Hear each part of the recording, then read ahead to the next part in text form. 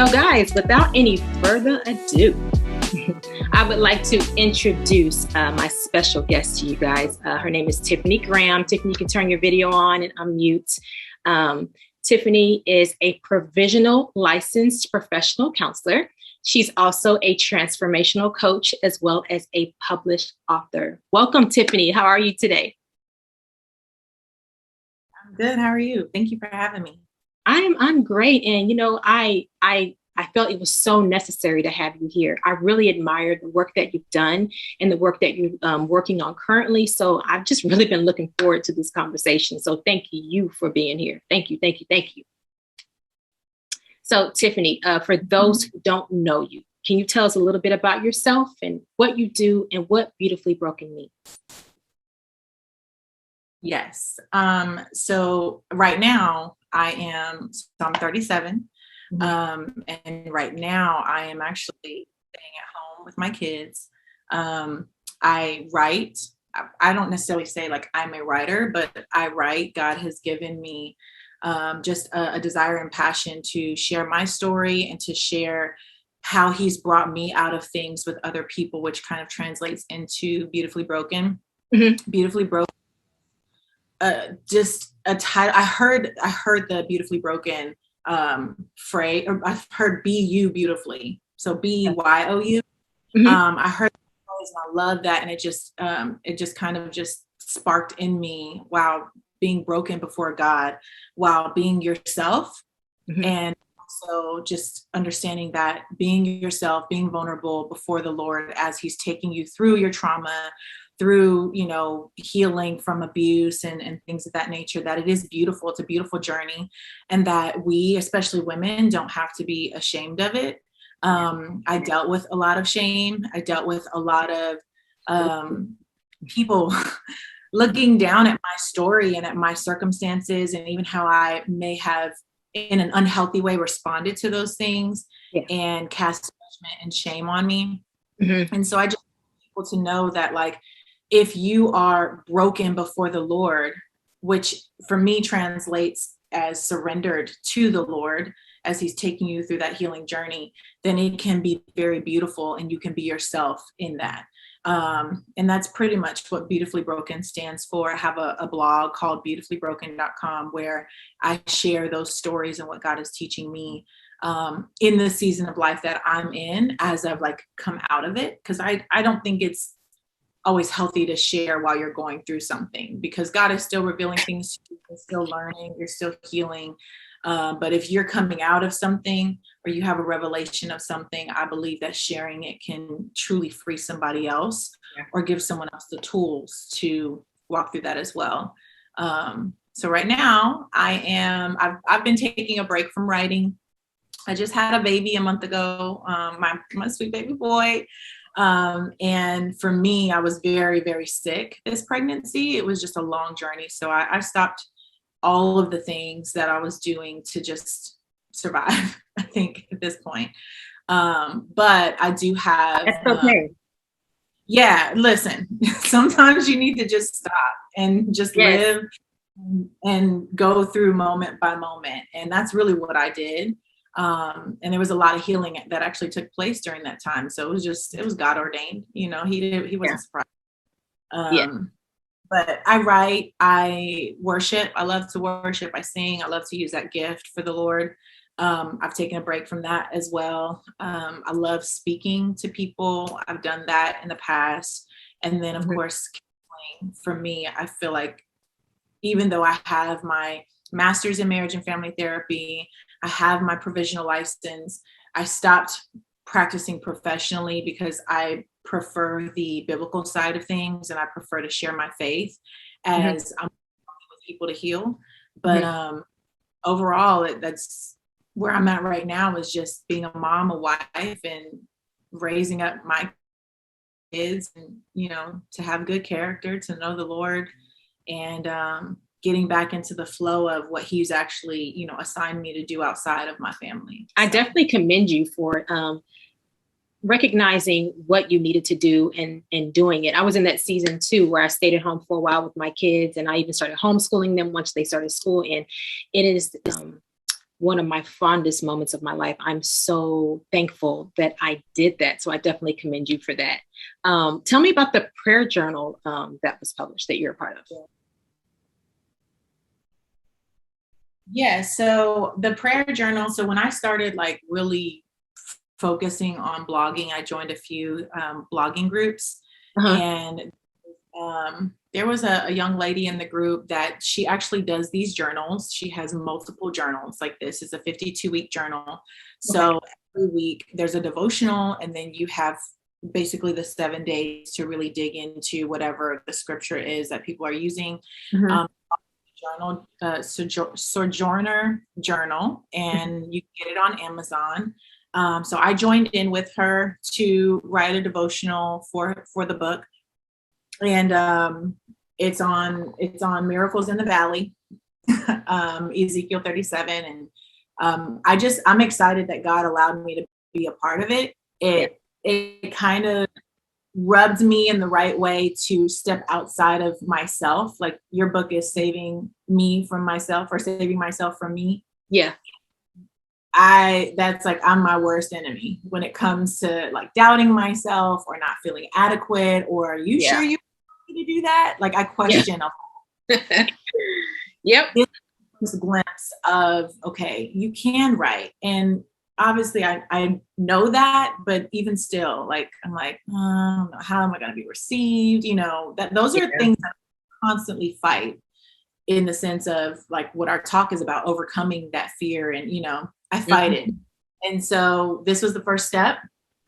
And I have a book that I have on the back burner right now because of, you know, having a baby and all those things. Yeah. Through some things that I'm going to step into because the Lord told me to, and I've been disobedient too long. I think we've all had a moment of disobedience, okay? Yeah. So yeah, journal. Journal. 52-week prayer book, and get on it on Amazon. Awesome. And so you said you're currently you're going to be working on a project soon. Yeah, I actually started it and I stopped, you know, dealing with, like I said, fighting myself and dealing with those personal triggers of, you know, you're not good enough, or you can't speak on this message. And, but yeah, I have started it. I have all of the plan and the layout, and I have chapters. It's just a matter of finishing it. And that's my next project. Okay. So I did, for those that are watching in the chat, I did include the link for her website there so that you can stay connected with her, find out information about the prayer journal, and also her future project that she's going to be working on. So again, that's in the link in the chat. So just scroll up to the top of the chat and you'll find it there. Okay. All right. So let's get into this topic of overcoming fear, abuse, and trauma. So Tiffany, the mission of my organization is to empower women to find their voice, overcome adversities and trauma, and become the best version of themselves. And of course, I just want to say the topic of overcoming fear, abuse, and trauma that we'll talk about today, it can apply to men too. Men can use what we're saying too, but my particular platform is geared towards women. But I always say that becoming the best version of yourself, it's a lifelong journey, because we're always learning. We're always growing, especially depending on what season of our life that we're in. Like you mentioned, you recently had a baby, you know, maybe a person is single, they don't have any kids, maybe they're getting married, maybe they're starting a new job, you know, maybe they're going to school now. It's just always something different that always causes us to continue and learn and grow. So it's definitely a process. And so two of the things that really push me into becoming the best version of myself is, number one, the thing that we're going to talk about tonight, overcoming fear, abuse, and trauma. And then number two, coming to the understanding that being healthy, whole, and healed mentally and emotionally does not mean that I'll never have the thought pop in my head to go back to how I operated before. Right. It's about what we do when that thought pops in our head that matters. Do I act on the thought, or do I implement what I've learned? You know, and if I mess up, do I waste time beating myself up, or do I give myself some grace, dust myself off, and try again? Because I used to walk in self-condemnation a lot. And I had to learn, just because the thought pops in my head, that doesn't mean something's wrong with me. And just because I'm reminded of something traumatic that I've experienced, that doesn't mean that something is wrong with me. It doesn't mean I need to throw myself away. Just dust myself off and try again. Okay. So I told you that I want us to both share some things that personally work for us. Before we do that, let's start with telling everyone some practical things that they can do to overcome fear and abuse and trauma. I'll let you go first. And if I want to add anything after that, I will. Okay. Yeah. So fear, I actually dealt with some really scary fear. Like, I entertained it. The Lord tells us really for every day that we walk, like every day of the year, he tells us in the Bible, do not fear. And there's a reason why he tells us not to fear. And he gives us that command for every day. It's because he understands that the enemy, that's how he attacks us, right? He attacks our thought process. And so I went through some significant fear. And it manifested in ways that I never thought it would manifest. And it got to the point where I was just done. And the first thing that I did is I worshiped myself out of it. I literally just stopped. I said, this is enough. Like, he beat me down to the point where I was like, this is enough. And I literally just started singing over myself until I just literally felt in the spirit. And you know, for those that are watching, I'm a believer. I believe in spiritual things, seeing in the spirit how God communicates. And so for me in that moment, through worship, I literally felt like a veil, like just it break, it's like I saw in the spirit, just something's fall.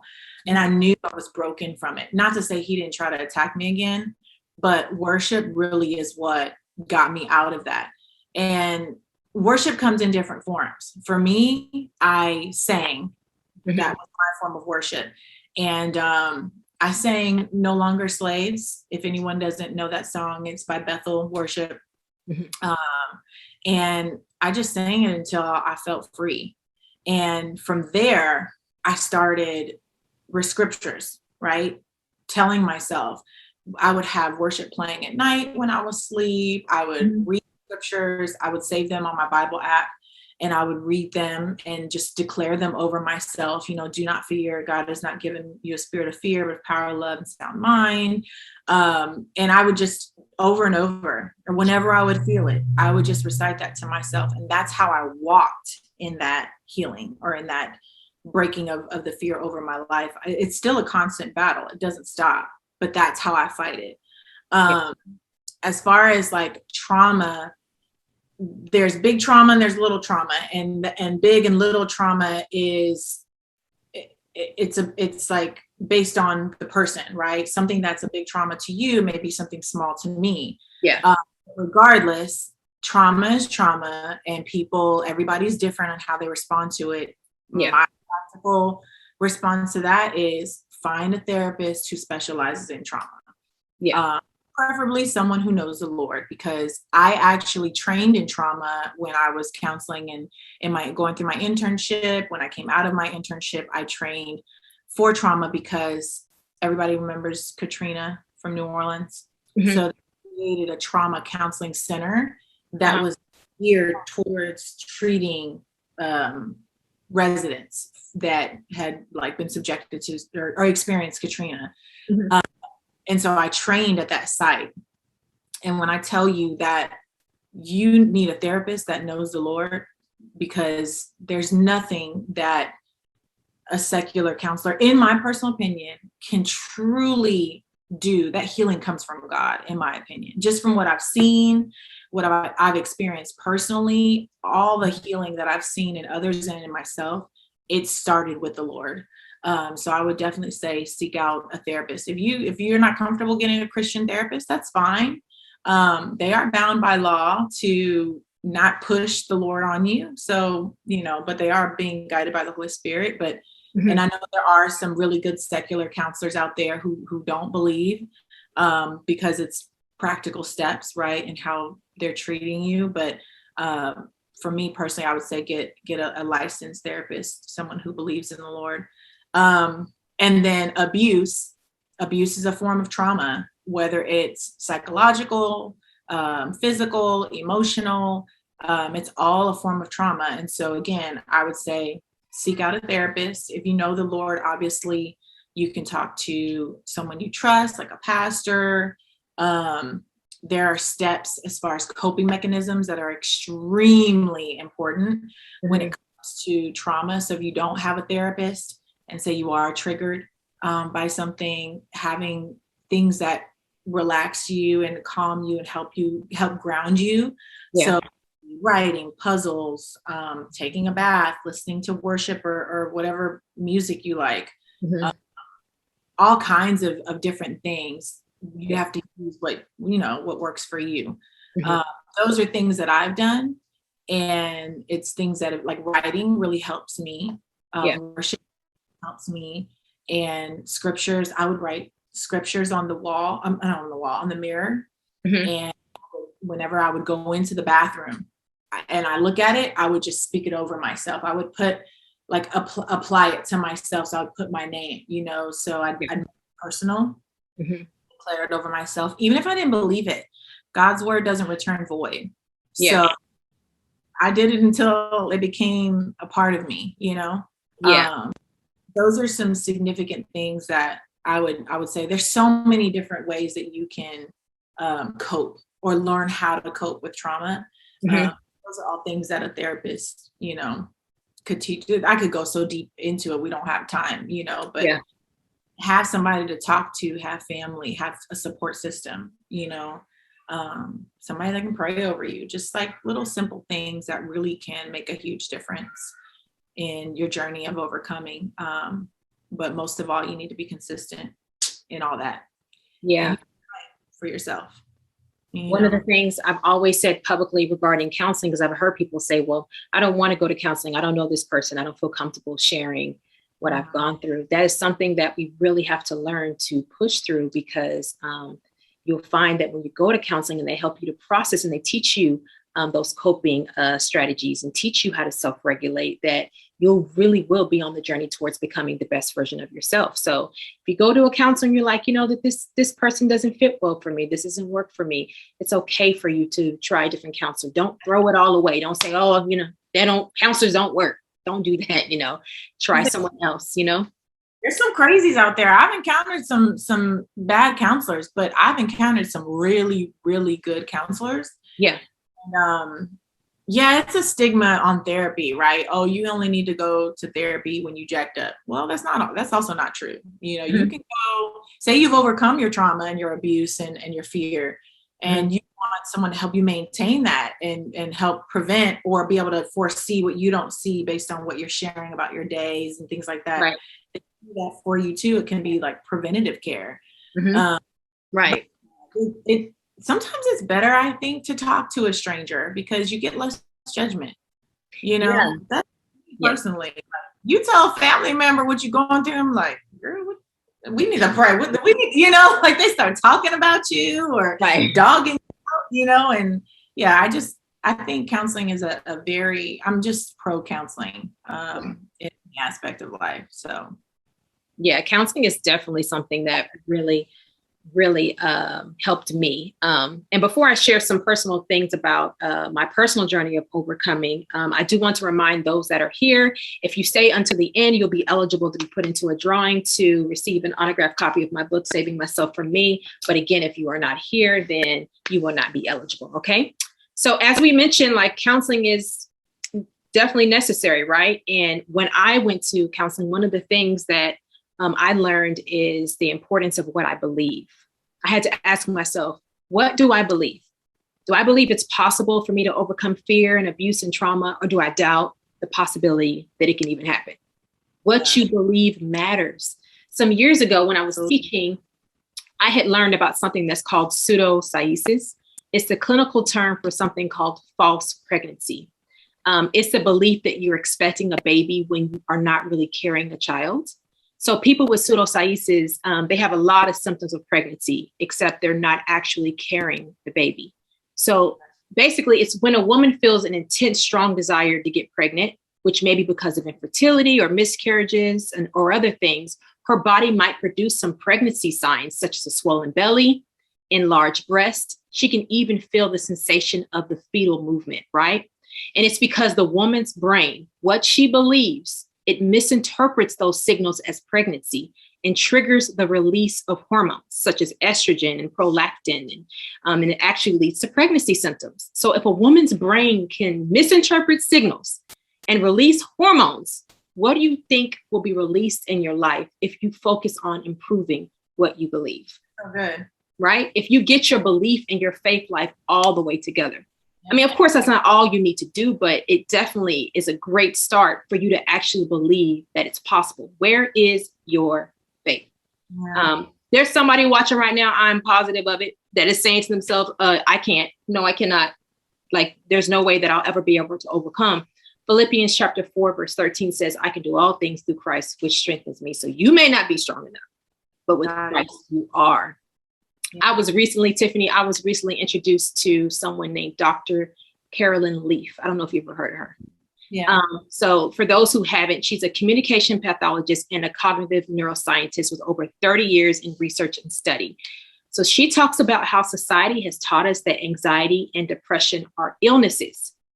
And she says they are not illnesses, but they are warning signals from your non-consciousness mind telling you, hey, this area needs attention. You know, that area where you swept under the rug because it made you uncomfortable, because it triggered you. So you didn't deal with it. You swept it under the rug. That area, whenever you're experiencing anxiety or depression or other things, it's a signal saying, hey, you know, so when we break up with the idea that it's an illness and realize and accept that it's a warning, then healing can truly begin. She says the problem is that people become ashamed. And Tiffany, you mentioned shame earlier. People become ashamed because they're experiencing anxiety and depression because they're told it's an illness. And the shame of that causes them to not deal with the issue. And she says, you can't just put a Band-Aid on a pussy wound and expect it to go away. You have to address the source of why you have the wound in the first place.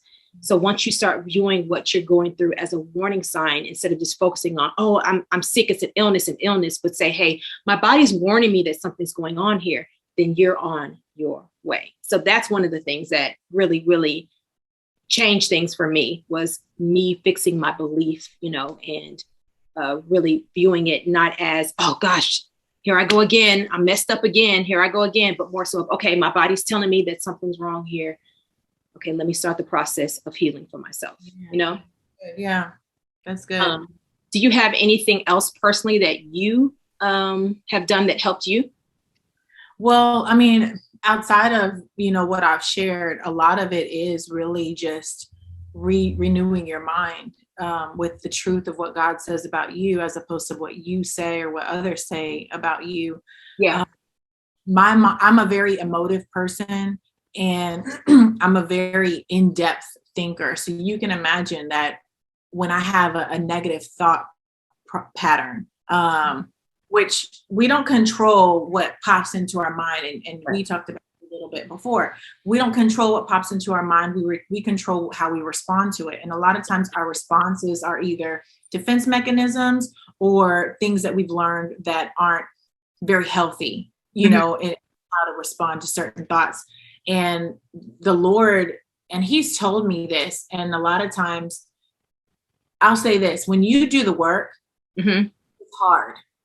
And I think that's why a lot of people don't heal the way that God wants them to, or in a way that God is intending for them to, through the renewal of their mind and through casting our cares on him, because the work is hard. Because, you know, one thing that we would do at our practice when I was doing trauma was we would explain to people who had some big trauma, okay, it's like this. You have a broken leg. You never got it stented or fixed, or you never went to the doctor and it didn't heal correctly. And so you've been walking around your whole life with this limp, right? And you like, you know, constantly up and down. I mean, you're just like, well, this is just how I walk now. And now all of a sudden you want to get healed. Well, healing from trauma it feels like we come in, we break your leg open, no anesthesia, you're not put under, you feel all the pain. So it's healed incorrectly. You got all this scar tissue, you know, which is within itself is painful when you break it up. You break that leg, and now we're resetting it, right? Again, no painkillers, no nothing. You feel it all. But once it's reset and back in place where it's supposed to be, it can heal correctly. So trauma counseling or doing the work to overcome feels like that, right? A lot of our trauma clients, when they would come see us, we would just do an intake, right? And we wouldn't ask for any details of anything. We're just asking background information. The intake is a trigger to their trauma, right? Because they know they're coming to deal with it. And then they'll never come back because now they've been triggered. Now they're responding to that trigger by either running away or, unhealthy coping mechanisms, whatever the case may be. And that's what it is, though. You feel that pain and you have to relive it, right? And a lot of people don't want to talk about their trauma because they have to relive it. But part of reliving it and looking at it from a bird's eye view or having a different person's perspective can really help you heal. Yeah. And really where the healing comes from. And a lot of people don't want to do the work. And so I think that's one thing that I learned early on. I've gone through a lot of things that some people have never gone through. Some people have gone through worse. But for me, it was huge. And it constituted physical, sexual, emotional abuse and abandonment, rejection, like all those things. And I was like, I don't want to be like this. So you have to make the choice. That's where everything starts. You make the choice and then you do the work. And it's not easy. It's not easy, which is why you need a support system. And I would say that's one thing that I did is I made the choice I was like, I want to heal. And so now when God reveals things to me, I'm like, oh, God, like really give me a break, but he wants us to be sanctified and he wants us to be whole and healthy. And so there's layers, right? Like, all right, well, come on, let's do the work. Let's go. Let's go. Like it's tiring, but it's so rewarding. And I would never go back. This past year, I questioned a lot just about my faith. And there was so many things that hit me head on outside of just the physical, spiritual, emotional, all these things hit me head on this past fall. And I just really questioned, I was like, it would be so much easier, like to just go do me. Yeah. You look at the world and you're like, what? You're doing what? You're living in peace or false peace, but you know what I mean? Like that's what we see. And I questioned my faith because I was like, I don't want to do this no more. I'm tired. Yeah. But then after laying that at his feet, I literally realized like, but I don't want to go back there. Yeah. It's not worth going back there. And you know what? I'm good. Just recent. And sometimes you hit phases in your life where you're just like, is this real? Do I really want to do this my whole life? Like, it's all this work.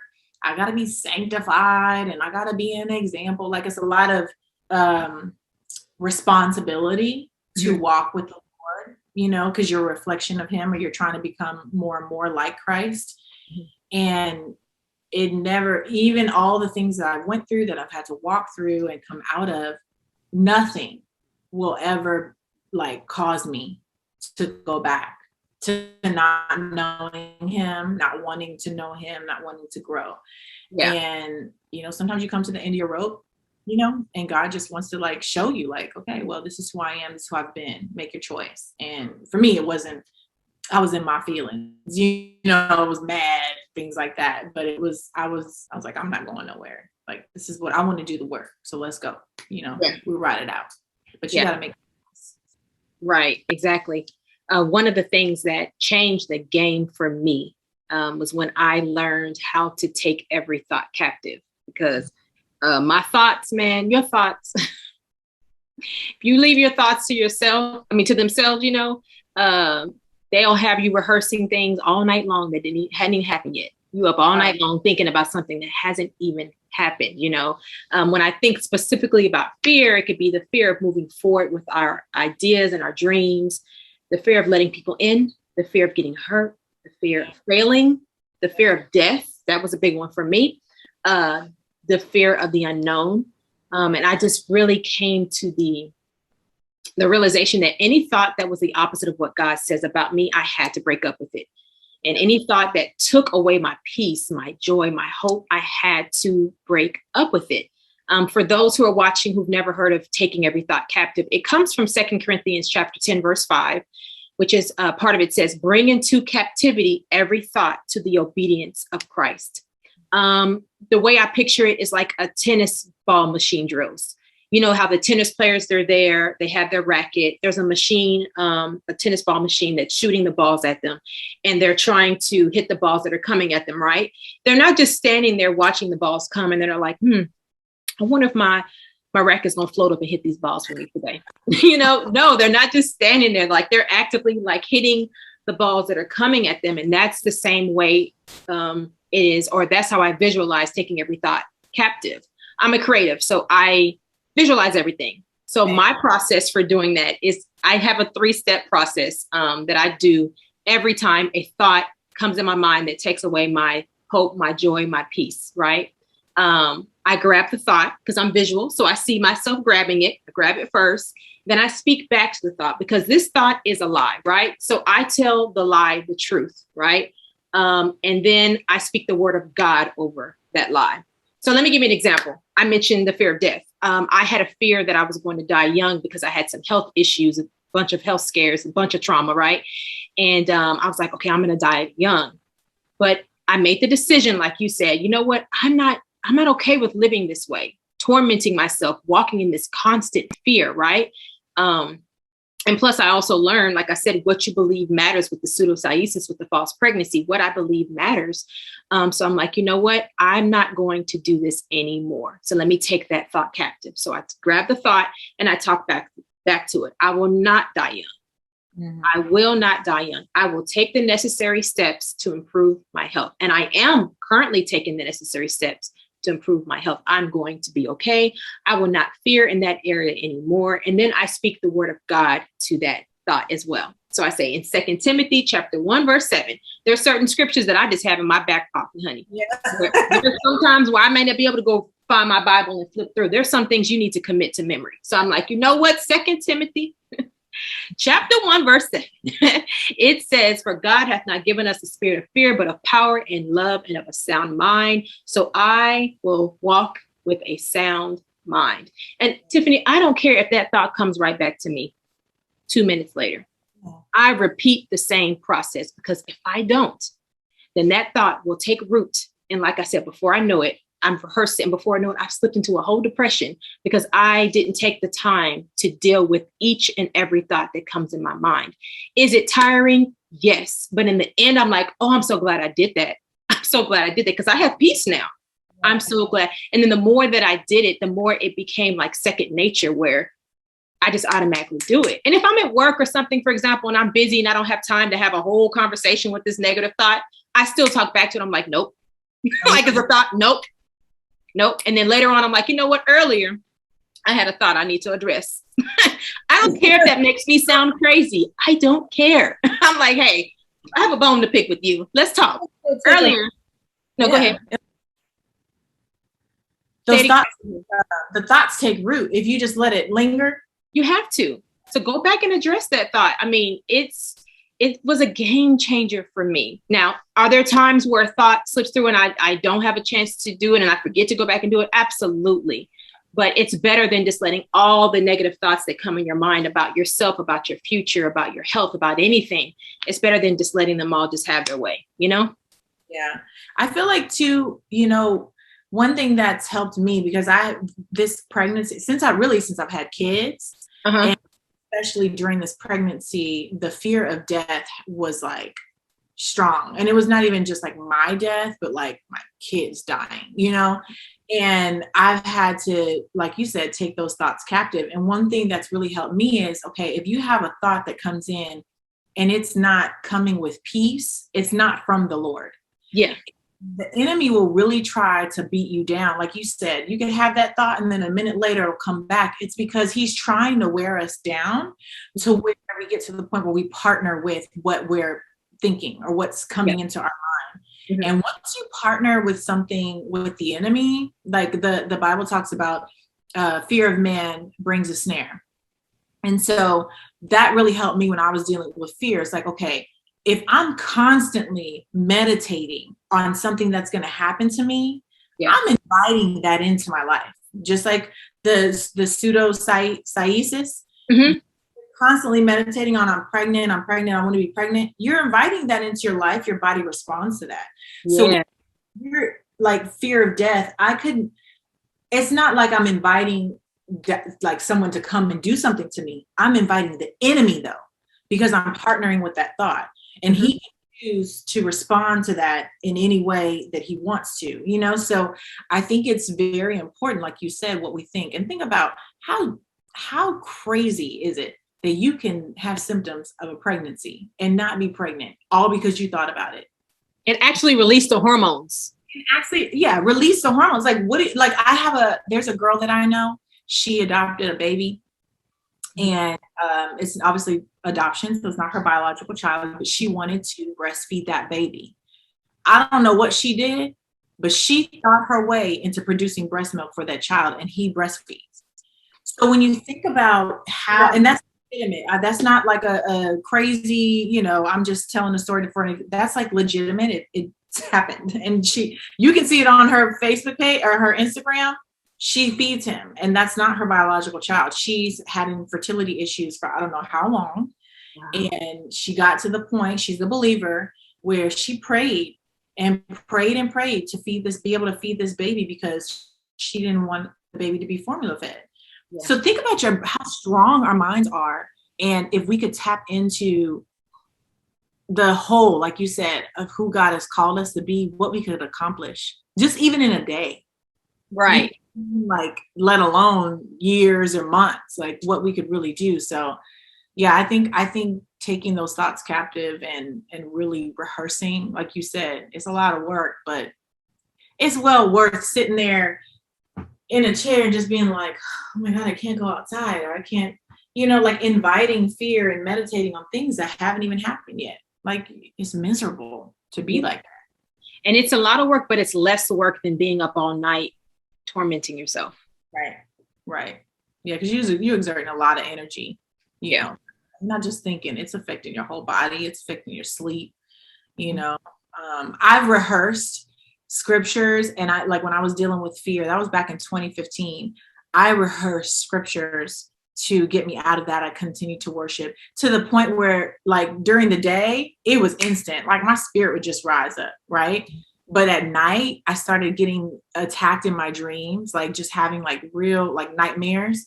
But in my nightmares, I was like shutting the enemy down because it was my spirit, you know? So it's like, okay, I can't, she's not vulnerable right now. I can't mess with her there. I'll go over here. And he has done that, you know? But yeah, it's a lot of work, but y'all, it's so worth it. It's worth it is. You mentioned struggling with fear in 2017. For me, I struggled with fear. The beginning of me really struggling with fear was in 2017. I had a traumatic experience with my health. I was at home one day. I'll just share with you guys. I was at home one day, just got home. I was teaching at the time. I was stressed while teaching.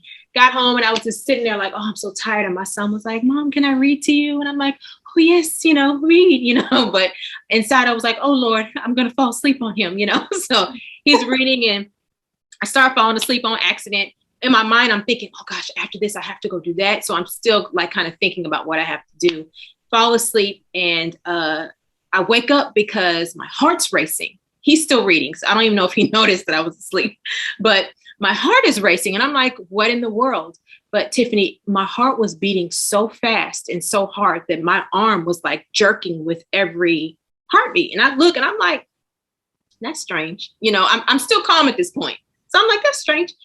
It's like, maybe I need to drink some water. You know, you think water helps everything.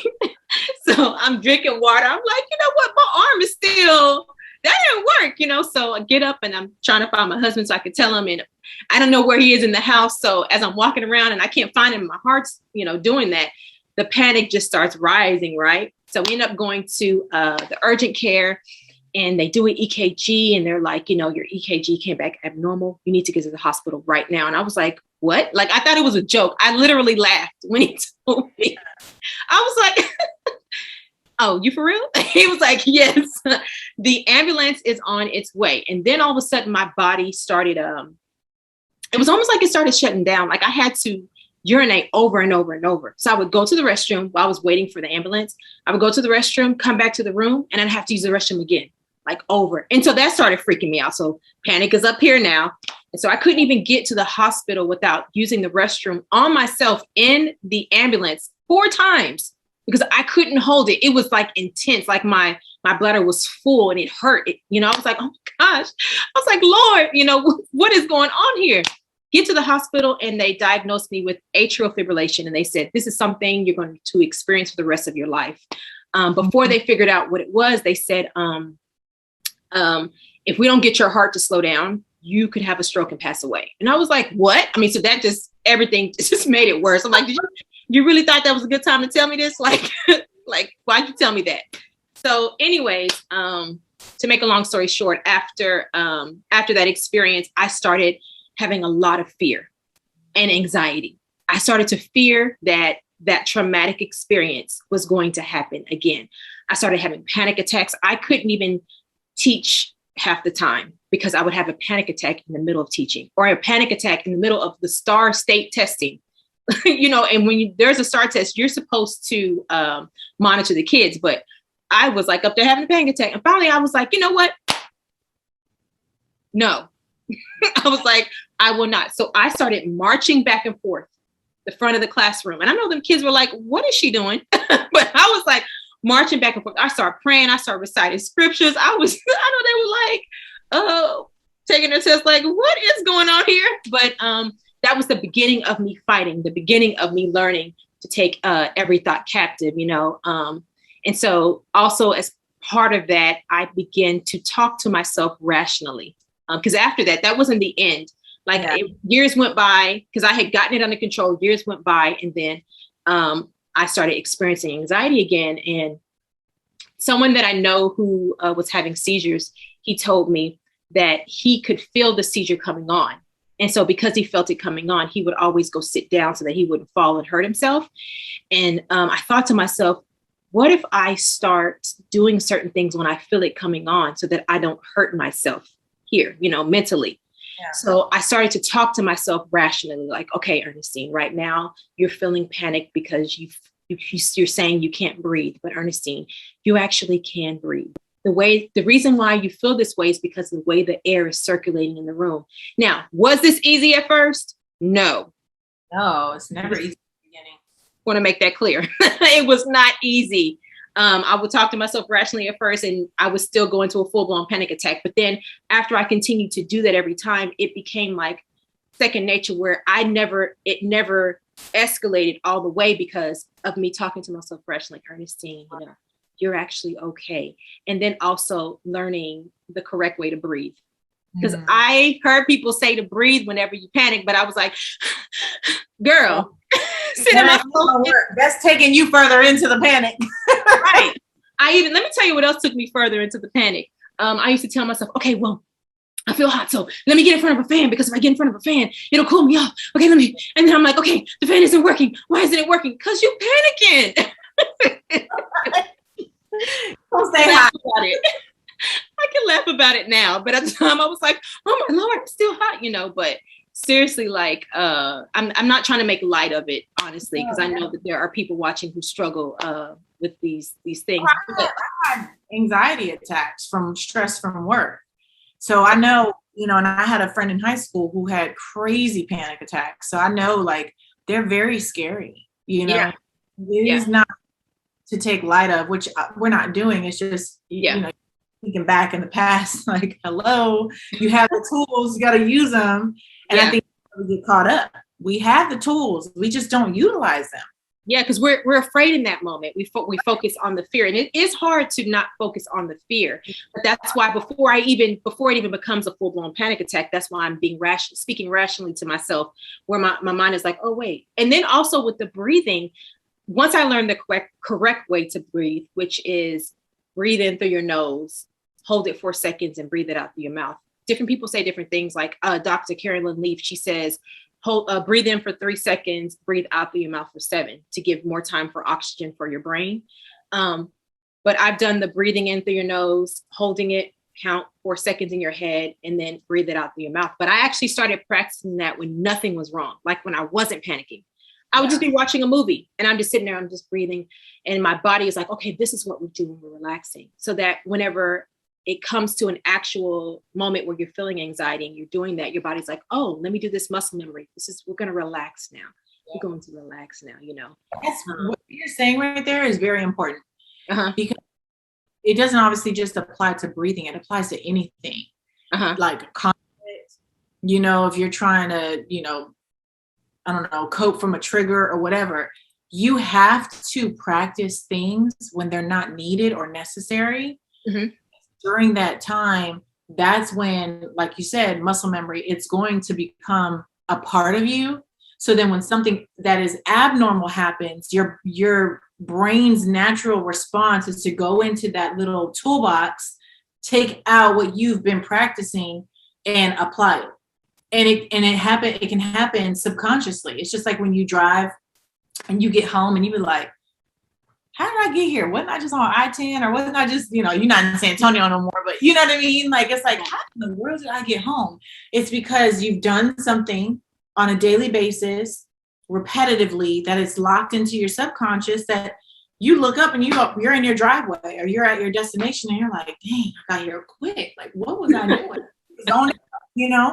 And that's it. So it's very important for y'all that are listening, what she said, because it locks in to your system.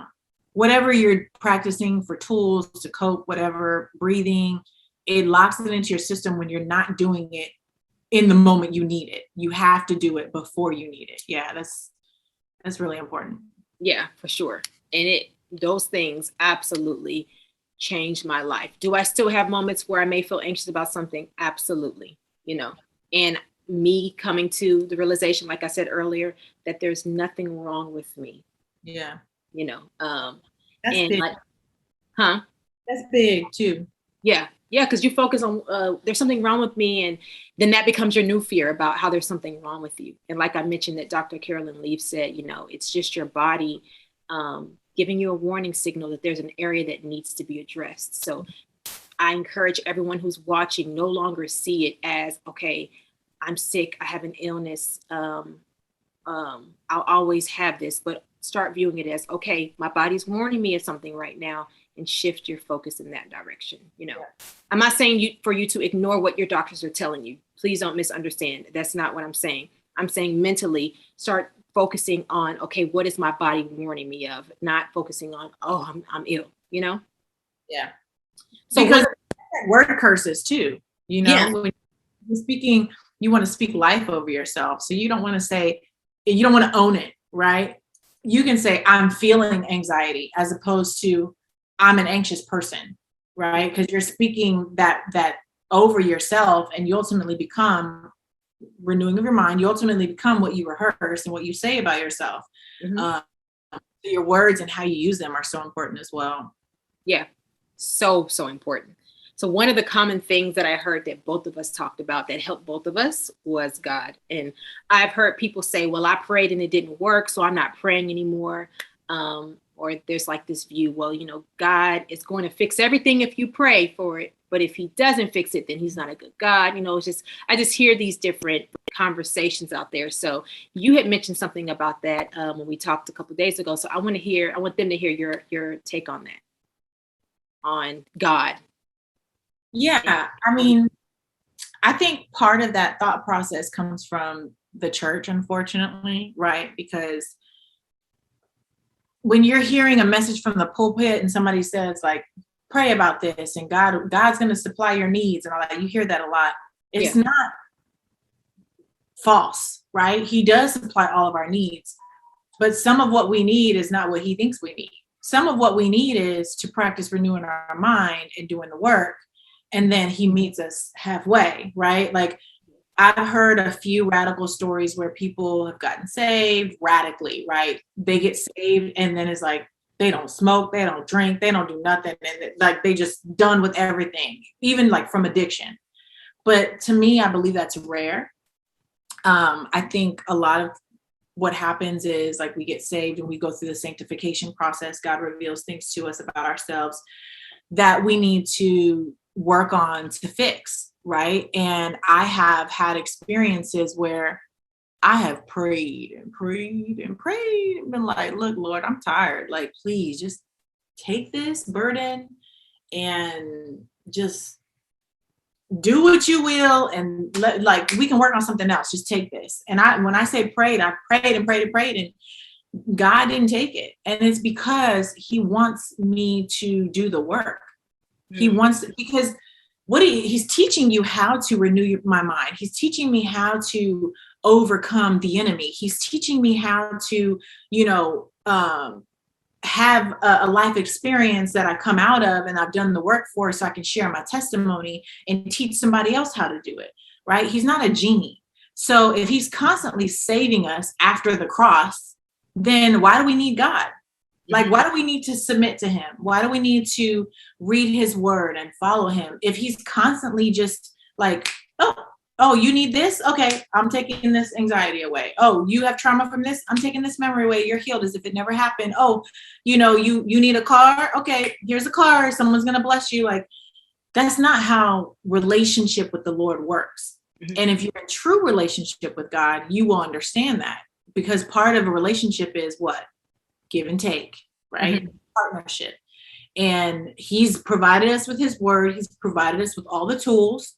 He's invited us to commune with him, to talk to him and lay our burdens, down at his feet. He's given us everything that we need, literally, to overcome everything in this world, mainly because of the cross. Because what he did on the cross already overcame this world and overcame the enemy. We have to what? Believe it, right? And we have to walk in it. And so one thing for me, like, I'm an emotive person. Like I said, I'm also a deep thinker. And most times I react. It'll be real. Most times I react. And then I'm like, dang, my bad. Like, I'm big on repentance. I'm big on, and like, when I say I'm big on it, I'm big on it. It doesn't mean I'm quick with it all the time, every time. But I ensure that, if I'm in the wrong or whatever, I'll apologize and I'll repent and try to reconcile whatever, if it's with the Lord or a person. But in that, like, I have to do the work. And I just don't think that God is a God. It says he works everything out for our good. So I don't think that the Lord will not answer your prayer or ignore you while you're praying because he's like, I want you to feel this way for the rest of your life, because he's a good God, right? I feel like that when we're not getting our prayers answered, we have to start looking at what we're praying for. And we have to look at our motives for praying that, right? Like, do I not want to work on this or deal with this because I just feel like God owes me and he should, take this from me and this is his fault because he allowed it, blah, blah, blah, blah. Like, a lot of people go there. Like, God does allow things, but guess what? A lot of what we experience are consequences of sin, and they're consequences of the fall, so things in this world that happen to us, that we live in an evil world. Like, clearly, if you're paying attention to what's going on, in our lives and in the nation and the world, like, you see that we're in a fallen world. But there's also glorious things that take place when you're walking with the Lord. You're submitted to him, you've surrendered to him, and when you are truly laying things at his feet, so I've struggled with that before in the past, where I've prayed and asked God to take something and he didn't. And I'm like, I can't, like, why? Like, I just don't understand. But I've had to go deeper in that and see, okay, did you already answer me? Because you might have already given me the answer and it wasn't what I wanted. And so you didn't answer me, right? Like, you know what I mean? Like, for instance, I used to pray, me and my husband, we have a long journey.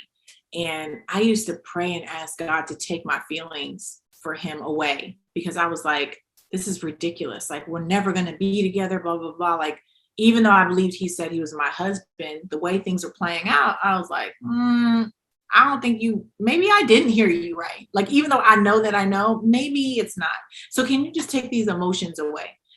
And I prayed for years and it never. And we've been married almost 8 years now, 3 kids later. Like, had he taken those away from me, I probably would have been like, if he came around, you know what I mean? And that's not what his will was for my life. So a lot of times God gives us the answer already, or he gives us the way out already. It's just not how we want it to look. It's not our preference, because it requires us to do things, or to do the work, or to acknowledge our sin, like, or he just simply wants us to go through certain things because he wants to use us for other things in the future. And in order for us to be prepared for what he wants to use us for, we have to go through this journey. Yeah. You don't think Joseph prayed? Or, David prayed. Like, he's pleading with God. Mm-hmm. You know what I mean? So it's like, you have to look at certain situations and take a good look internally to really figure out, why is he not answering my question? Because I think it's pretty selfish for us, considering all he's already done, to be like, you need to take this. And if you don't love me and you're not good. And it's not true at all. It's like, at what point are you really going to surrender to him and do the work? Yeah. And when you mentioned a second ago about sometimes we pray for something and, he doesn't do it the way that we think that he should, so we think he's not good. I didn't think he wasn't good, but whenever I was praying for God to help me with the panic attack, I was like, Lord, just please just take away this fear from this panic attack. And whenever he did, and I was like, oh, what's going on? But God had already given me the answer.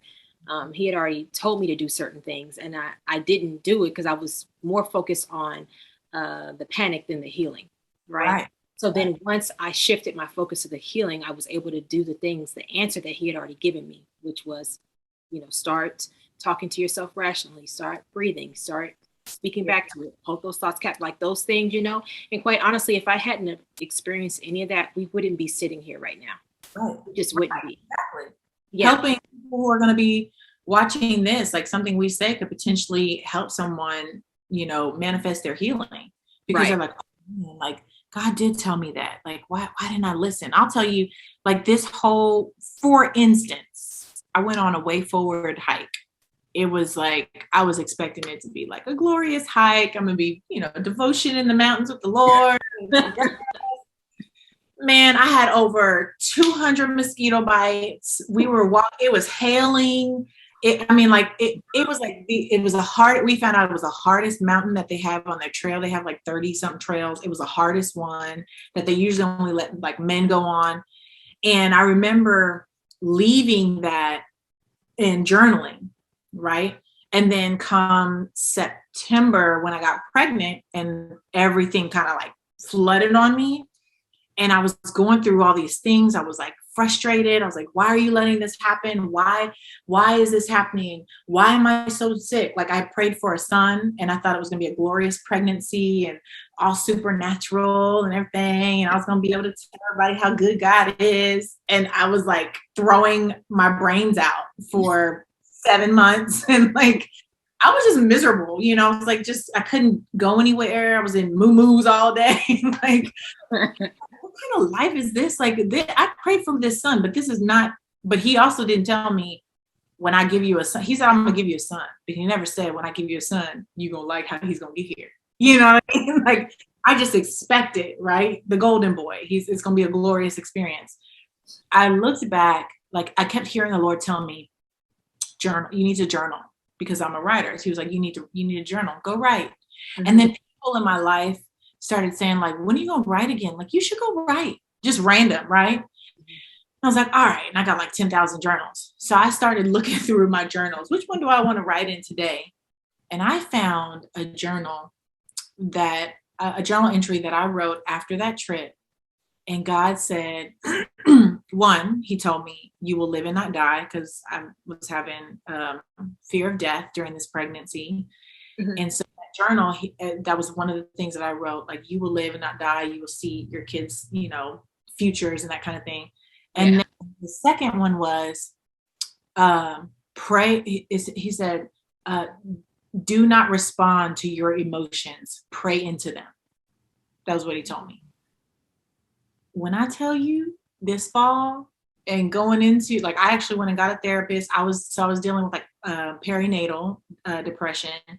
And so, and like situational depression. And so I went to my intern supervisor and I started seeing her while I was pregnant.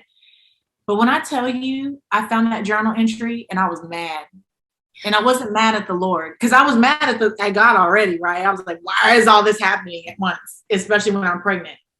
But I was mad at myself because, one, I should have been already writing, right? I should have maintained my journal, and I should have been going back to read what God was speaking to me, right?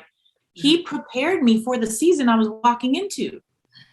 So here I am praying and praying and praying, and he's not answering my prayer, or so I thought. And then I see this journal entry and he's like, don't respond to your emotions, pray into them. Because he knew the whirlwind that was coming. Yeah. And had I had that, or had I gone back or been consistent or even listened, right, when he said journal, I would have had the tool that I needed and the reminder that I needed of, oh, these are just my feelings. They're not like Bible. You know what I mean? Yeah. Like, they're not God's truth about me. And so let me pray about this fear of death right now. Let me pray about, my transition from worship into like really stepping into motherhood and really stepping into taking care of my home and setting the atmosphere. Let me pray into that, because I'm dealing with the emotions from that. I'm grieving some things. Let me pray about it. Do you think I would have been so miserable for like the first 7 months of my pregnancy? I would have been great. Yeah. Because I already had the answer to what I was praying for. Mm-hmm. He was silent the whole time I was praying. And I was like, dog, why are you ignoring me? Like, what's happening? Like, I'm dying over here. I was throwing up like 3 times a day. Oof. Like, it was bad, and I was like, come on, man. Like, and he already told me what I needed. Mm-hmm. So that's a lot of, people who are doubting that God is for you, or he's not answering your prayers how you want. He's either answered you already, or he's already given you the tools to go and walk through the season that you're in right now. Like, he's given it to you some way or another. Someone said something to you. It's in his word. He's spoken to you directly. Like he does not ever leave us, and he never forsakes us. And I can attest to that. Like, I can attest to that 1000%. Even when I feel like it sometimes, his stillness and his quietness when you're praying, it's not him leaving. He already has you, and he's already preparing what's next. And he's already, you know what I mean? Like, yeah. So yeah, it's hard, but a lot of it's self-indulgence. You're being self-centered. You want what you want, how you want it, and you want God to give it to you, because you put yourself on a pedestal and you're the idol. You know what I mean? Like, you're worshiping yourself. You're greater than, you know more than what God knows. And really that's not true. Yeah. Something you mentioned was how the journaling, I know that people who have experienced trauma and PTSD and stuff like that, writing is something that, they talk about, that is a proven tool that helps with that. It's important to get what's in your mind out, so every time that you're feeling a certain way, or being triggered or different things like that, it's important to, at some point that during that day, write about it, get that out. Writing helps so much. And you never know, like you said, you can reflect back on something and be like, oh, look at that, So that was a good one. So Tiffany, I am so thankful that you joined me today. This was amazing. Thank you so much for sacrificing your time, because like you said, you have a new baby over there. Congratulations. And I'm sure you have plenty of things that you have to do. But the fact that you were, obedient to God and that you sacrificed your time to be here today is amazing. I am positive that somebody, whether they are here on Zoom or whether they watch this video later, somebody is going to be impacted by something that you said, and everything that you experienced was not in vain. So thank you so much for joining me. I appreciate it.